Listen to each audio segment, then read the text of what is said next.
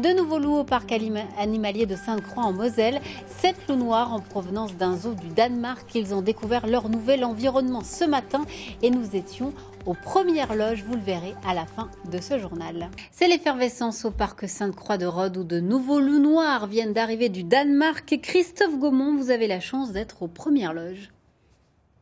Oui, Cécile, au parc de Sainte-Croix, l'arrivée d'une nouvelle meute de loups est toujours un événement particulier. Ce sont donc 7 loups noirs qui sont arrivés ce matin à Sainte-Croix. Pour en parler, je me tourne vers le directeur du parc de Sainte-Croix, Pierre Singer. Bonjour Pierre. Bonjour à tous. Alors c'est toujours un événement particulier pour vous et pour toutes les équipes du parc. C'est un animal totem pour nous, le loup. C'est un animal qui a fait décoller le parc de Sainte-Croix. C'est un grand prédateur, donc il exerce une fascination, parfois aussi une répulsion. Donc c'est important pour nous de présenter cet animal. Et vous savez, tout ce qu'on a construit autour de la pédagogie, autour de cette espèce, on propose aux gens de venir l'observer en journée, la nuit, assister à l'appel nocturne du loup, décrypter ses comportements, mieux le comprendre. Et puis, quand on comprend le haut de la pyramide de la nature, eh bien, on comprend l'ensemble de son organisation.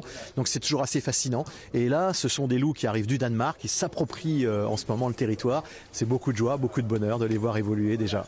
Alors quelles sont les caractéristiques de ces loups noirs ? Alors ces loups, alors on les appelle les loups noirs, mais c'est un peu à tort.